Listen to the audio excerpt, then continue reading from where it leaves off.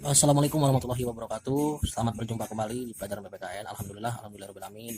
Hari ini kita dipertemukan kembali. Semoga kita selalu mendapatkan perlindungan dari Allah Subhanahu Wa Taala dan diberikan kesehatan dan dilancarkan segala urusannya. Baik, untuk materi PPKN kita lanjutkan ya. Di kedudukan warga negara dan penduduk warga negara. Rakyat merupakan satu dari beberapa syarat penting dalam berkelangsungan sebuah negara karena rakyat merupakan elemen penting yang membentuk negara. Rakyat memiliki pengertian yang berbeda dengan penduduk maupun warga negara. Meskipun memiliki konsep yang sama, namun pada dasarnya sangat berbeda. Ya. Kemudian yang kedua, penduduk dibagi menjadi dua kategori, yakni penduduk dan bukan penduduk. Yang dimaksud dengan penduduk ialah seorang yang berdomisili, baik menetap maupun tinggal di dalam sebuah wilayah negara. Serta yang dikatakan dengan bukan penduduk ialah seorang yang berada di satu wilayah sebuah negara namun tidak memiliki tujuan untuk berdomisili baik menetap maupun tinggal di negara yang dimaksud dalam waktu yang lama. Nah, dari dua pernyataan ini adalah merupakan di mana warga negara atau penduduk ya, yang bisa dikatakan penduduk dan bukan penduduk itu adalah, kalau penduduk bahwasannya itu adalah warga negara Indonesia dan yang diakui oleh warga negara ya. Kita sebagai warga negara berarti kita itu statusnya warga negara. Kemudian kalau penduduk bukan warga negara itu adalah penduduk asing yang tidak menetap di negara kita, yang berdomisilinya bukan sebagai warga negara Indonesia, yang disebut adalah warga imigran ya. Oke, kita langsung ke selanjutnya. Kita bahas di sini ada 5 makna persamaan kedudukan warga negara Indonesia. Ya, ini persamaannya ada 5. Yang pertama ada persamaan hukum dan pemerintahan, persamaan sosial budaya dan pendidikan, persamaan HAM, persamaan kedudukan dalam ekonomi, persamaan kedudukan dalam pertahanan dan bela negara. Nah, ini makna persamaan kedudukan warga negara Indonesia, artinya maknanya itu semua mendapatkan hak yang sama, baik dalam hukum, baik dalam pemerintahan. Apa sih itu hukum dan pemerintahan? Artinya kalau hukum, kita mendapatkan perlindungan hukum. Begitupun dengan sanksi yang sama, kalau kita melanggar hukum berarti akan dikenakan sanksi hukum yang setimpal, yang sesuai undang-undang. Dan pemerintahan nih, kalau pemerintahan itu harus bisa melindungi rakyat dengan cara yang adil, artinya mendapatkan kehidupan yang layak, karena kita itu punya hak asasi manusia ya. Kemudian persamaan sosial budaya dan pendidikan. Nah, kalau sosial budaya ini adalah kita tidak membeda-bedakan budaya satu dengan yang lainnya, baik dari suku Jawa, Sunda dan lain sebagainya. Nah, itu kita tidak bisa membeda-bedakan dan kita harus bisa bersosialisasi antara budaya satu dengan yang lain, tidak berindividu, karena kita adalah makhluknya makhluk sosial, bukan makhluk individu. Begitupun dengan pendidikan, persamaan pendidikan, kita tidak beda-bedakan dalam budaya ya. Banyak di daerah kita, khususnya daerah Cikande, itu masuk ke Semancik bukan hanya satu bahasa dan satu budaya ya. Banyak dari suku Jawa, Sunda dan lain sebagainya. Begitupun daerah lain ya. Nah, ini persamaan HAM, persamaan hak asasi manusia ini adalah semua orang punya hak hidup ya. Persamaannya itu adalah semua orang itu punya hak asasi manusia ya. Dan secara kodratnya ini HAM ini tidak bisa dirubah oleh siapapun ya, karena itu udah hak kita, hak hidup ya, hak memilih, kemudian hak tidak memilih ya. Itu adalah hak kita, persamaan HAM, dan itu tidak bisa diganggu oleh siapapun, dan itu harus disamakan. Kemudian ada persamaan kedudukan dalam ekonomi. Ini kedudukan dalam ekonomi itu adalah persamaan yang dimana kita harus mendapatkan kebutuhan yang sama ya. Contohnya kalau kita tidak mendapatkan beras, ya harus mendapatkan beras dalam kebutuhan pasar kita, baik pasar tradisional maupun pasar modern ya. Contohnya kalau pasar modern itu minimarket, supermarket sampai mall ya. Kalau tradisional itu hanya pasar biasa.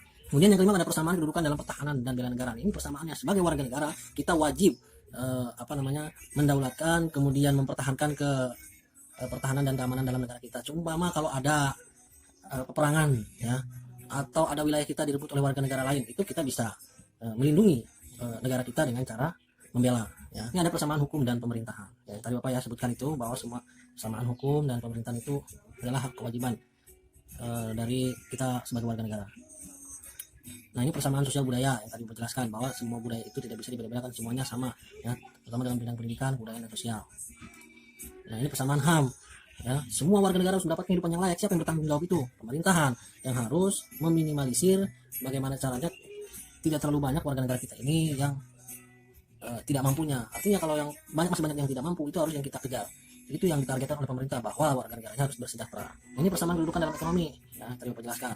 Dalam perdagangan itu harus setara, baik dalam pasar tradisional maupun pasar modern. Nah, selanjutnya yang persamaan kedudukan dalam pertahanan ya, ini tadi Bapak jelaskan juga. Baik, kita langsung saja. Nah, di sini ada kedudukan warga negara dan penduduk negara ya. Ada 7 status warga negara Indonesia. Bisa kita lihat bersama di sini. Yang dimaksud dengan status ialah sebuah kondisi maupun kedudukan seorang atau suatu badan, bisa juga yang lainnya, yang memiliki hubungan dengan suatu hal. Dalam hal ini negara. Nah, status warga negara itu artinya kita sebagai warga negara itu sudah tercantum nama kita di, kalau di kabupaten itu namanya Dukcapil ya. Nah, itu untuk membuat status warga negara itu kita ada pada prosesnya tidak langsung menjadi sebagai warga negara ya. Itu biasanya prosesnya kita akan dibuatkan akta lahir, kemudian akta itu nanti muncul nik kita ya, nomor induk kewarganegaraan. Nah, kemudian nanti setelahnya itu akan dibuatkan KTP, kartu tanda penduduk. Nah, itu buat mengakui bahwa kita sebagai warga negara dan statusnya sebagai warga negara ya. Nah, ada asas penentuan kewarganegaraan. Nah, perlu diketahui kewarganegaraan dengan asas kewarganegaraan saling berkaitan tetapi memiliki arti yang berbeda. Asas kewarganegaraan adalah dasar hukum bagi kewarganegaraan untuk menduduki warga sebuah negara. Orang yang sudah memiliki kewarganegaraan tidak jatuh pada kekuasaan atau wewenang negara lain. Negara lain tidak berhak memperlakukan kaidah-kaidah hukum pada orang yang bukan warga negaranya. Setiap negara memiliki asas yang berbeda-beda, namun secara umumnya ada dua asas yang ditetapkan dan diterapkan oleh suatu negara, yaitu ada asas ius sanguinis dan asas ius soli. Asas ius sanguinis itu adalah asas keturunan ya, yang merupakan suatu asas yang menetapkan kewarganegaraan seorang menurut keturunan atau pertalian darah. Artinya kewarganegaraan anak bergantung pada orang tuanya, meskipun anak tersebut lahir di negara lain, bukan kewarganegaraan orang tuanya. Contohnya, seorang anak dilahirkan di suatu negara yang menganut asas sanguinis, sedangkan orang tuanya warga negara yang berbeda, maka anak tersebut tetap menjadi warga negara yang dianut oleh orang tuanya. Contoh negara dengan sistem kewarganegaraan sanguinis yaitu Belanda, Belgia, Bulgaria, Korea Selatan, Rusia, Inggris, Irlandia, dan lain sebagainya. Ya, jadi contoh ini yang sudah terlihat di monitor kalian bahwa sangat jelas. Jadi pada orang tuanya yang sudah menikah, contohnya bapak menikah dengan orang Indonesia, kemudian melahirkan anak di Singapura. Nah, itu bagaimana untuk menjadi warga negaranya? Nanti akan ditentukannya setelah dia dewasa, setelah dia usia 17 sampai 18 tahun. Itu kita anak dari bapak sendiri itu bisa memilih mau warga negara mana. Walaupun dia bukan warga negara Singapura, dia bisa memilih karena dia lahirnya di sana. Ataupun mau pilih ke negara kita tidak jadi masalah. Ya. Dia akan tetap ikut warga negara bapak, gitu, warga negara Indonesia berarti.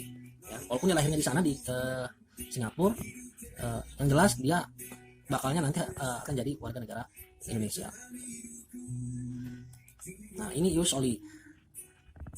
Asas ius soli itu tempat kelahiran. Itu asas yang menetapkan kewarganegaraan seseorang menurut tempat kelahirannya.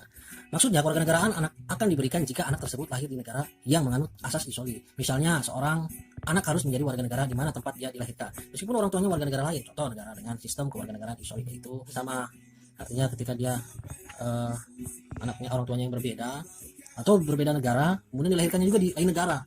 Nah, itu harus mengikuti warga negara dari kedua orang tuanya, baik orang tua negaranya seumpama dari orang Amerika menikah dengan orang Singapura, kemudian lahirnya di Brazil.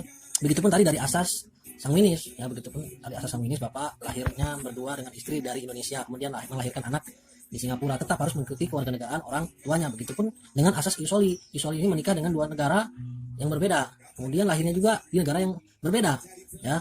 Tadi Amerika menikah dengan orang Singapura, kemudian melahirkan anak di Brazil, tetap harus mengikuti kewarganegaraan dari dua negara tersebut, Singapura atau mau milih Amerika. Itu tergantung anaknya ketika nanti usia dewasa di 17 tahun. Asas kewarganegaraan Indonesia. Berdasarkan Undang-Undang Nomor 12 Tahun 2006 tentang Kewarganegaraan Republik Indonesia dinyatakan bahwa Indonesia dalam menentukan kewarganegaraan menganut 4 asas berikut ini, yaitu ada asas sanguinis, asas ius soli, asas tunggal, dan asas kewarganegaraan ganda terbatas. Nah, kalau kita bedanya ada 4. Kalau tadi hanya 2 untuk kewarganegaraan asing, ini asas kewarganegaraan Indonesia ini ada 4. Asas ius sanguinis. Nah, seperti yang sudah dijelaskan bahwa asas ini menetapkan kewarganegaraan seorang berdasarkan keturunan. Jika salah satu orang tuanya mempunyai kewarganegaraan bisa menurut pernikahan yang sah, maka orang tua tersebut kelak bisa mendapatkan kewarganegaraan Indonesia. Asas ini diberikan ruang terhadap semua pernikahan campur antara dua negara. Nah, sama halnya dengan contoh yang tadi, Indonesia menganut asas ius soli. Ini menetapkan kewarganegaraan berdasarkan tempat kelahiran dan berlaku terbatas pada kewarganegaraan anak-anak. Jika ada seorang dilahirkan di Indonesia, maka orang tersebut dapat menjadi warga negara Indonesia suatu saat sesuai keinginan. Begitu pula dengan pasangan warga negara Indonesia dan melahirkan anak di luar negeri, maka berdasarkan kelahiran anak dapat disebut sebagai warga negara asing. Ya, jadi ketika dia dilahirkan di sana menjadi warga negara asing, tapi bisa juga nanti itu setelah dia beranjak dewasa, yang Bapak tadi dijelaskan dari awal bahwa nanti ketika dia menjadi dewasa usia 17 tahun 18 tahun itu bisa memilih dari kedua negara tersebut, dia mau memilih warga negara mana, walaupun warga negaranya beda tapi kita melahirkan anaknya di lain negara, itu bisa menjadi warga negara asing ya. Berarti dia tidak mau mengikuti menjadi warga negara orang tuanya. Nah, asas tunggal ini asas yang memastikan bahwa setiap warga negara Indonesia tidak boleh memilih dua warga negaraan. Nah, ini hukumnya. Jika seorang lahir di luar negeri dari pasangan Indonesia, maka dia hanya boleh memilih satu warga negara, tidak boleh dua warga negara. ya, menjadi statusnya satu kewarganegaraan saja. Kemudian ada yang keempat, asas kewarganegaraan ganda terbatas. Hanya bagi anak sesuai undang-undang yang berlaku. Setelah dewasa maka anak akan menentukan kewarganegaraan yang dipilihnya. Ini terkait dengan kesetiaan terhadap Pancasila sebagai ideologi negara dan nasionalisme yang telah diuraikan di sebelumnya. Ya, artinya nanti yang Bapak ulangi tadi ya, bahwa nanti ketika anak-anak itu masih bebas, belum mempunyai status kewarganegaraan, nanti setelah dia beranjak dewasa boleh memilih. Kalau dianya dilahirkan di luar negeri itu boleh. Kemudian masalah status kewarganegaraan. Nah, globalisasi yang terjadi di seluruh penjuru dunia membuat mobilisasi seorang menjadi sangat tinggi. Demi pekerjaan ataupun pendidikan, seorang bisa saja bertempat tinggal di luar negeri, kemudian menikah, lintas negara dan berkeluarga. Permasalahannya yang timbul karena perkawinan campuran lintas negara ini dapat membuat anak hasil perkawinan tersebut memiliki status kewarganegaraan ganda yang didapat dari ayah maupun ibunya. Hal tersebut pun juga telah diatur di dalam perundang-undangan yang berlaku yang tadi Pak jelaskan. Ya, jadi dua negara itu ada dua warga negara yang menikah kemudian punya anak. Anaknya itu nanti bisa milih warga negara siapa, bahkan bisa milih 3 mungkin ya.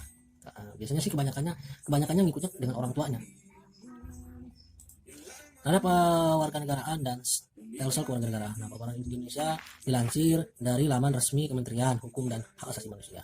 Kewarganegaraan adalah upaya seorang imigran yang memperoleh status sebagai warga negara dalam suatu negara. Kewarganegaraan disebut juga sebagai naturalisasi dalam konteks negara Indonesia. Kewarganegaraan adalah tata cara bagi orang asing untuk memperoleh kewarganegaraan Republik Indonesia melalui permohonan. Jadi ada warga imigran ini ingin menjadi warga negara Indonesia itu gimana? Nah, itu dia itu harus membuat perizinan dulu, dan kalau bisa dia mencabut warga negaranya yang ada di sana ya.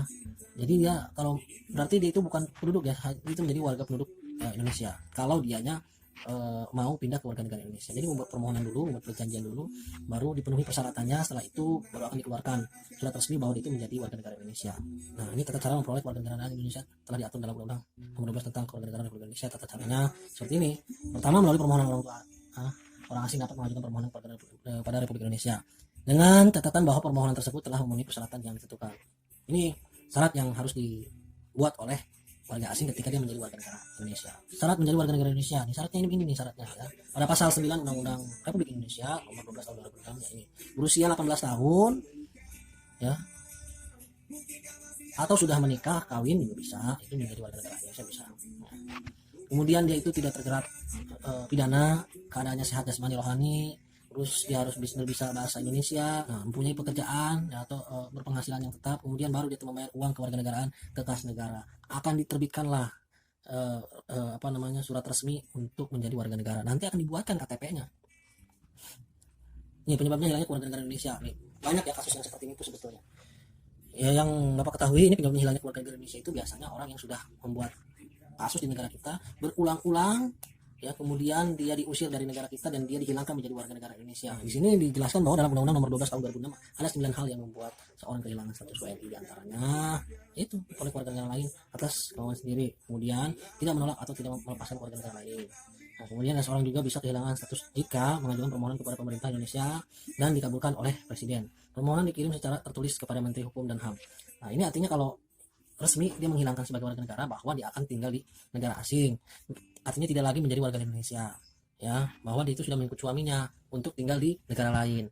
Begitupun ada warga negara kita yang ikut istrinya untuk tinggal di negara lain ya, berarti dia punya satu warga negara, karena tadi sudah ditentukan bahwa negara kita itu tidak bisa berdomisili dua warga negara ya. Kita dalam undang-undang yang tadi kita sebutkan bahwa kita tidak bisa menjadi dua warga negara. Kalaupun mau ke negara asing, tetap kita harus menggunakan warga negara kita. Kalau tidak mau hilang ke warga negara kita, berarti kita harus membuat paspor ya, itu untuk identitas di negara lain. Terakhir, WNI otomatis kehilangan status WNI jika tinggal di luar NKRI selama 5 tahun berturut-turut bukan dalam rangka dinas negara dan tidak memberitahu kepada kedutaan besar atau konsulat jenderal bahwa dirinya tetap ingin menjadi WNI. Nah, ini kalau kita berturut-turut tinggal di luar negeri tanpa adanya memperpanjang paspor itu adalah bahwa kita bisa mengaktifkan kita sebagai warga negara Indonesia. Selama kita tidak bisa mengaktifkan itu, tidak bisa memperpanjang paspor kita, itu kita akan yang pertama kita akan dikenakan sanksi, yang kedua kita akan tidak diakui, akan akan dikenakan sanksi hukuman. Setelah itu kita tidak diakui di negara kita. Baik, terima kasih banyak ya. Mungkin cukup sekian dulu. Bapak harap kalian baca-baca kembali lagi PowerPoint yang Bapak sampaikan, yang mudah-mudahan bermanfaat di pelajaran hari ini. Aku ucapkan pada kalian semua terima kasih. Bapak Heri, assalamualaikum warahmatullahi wabarakatuh.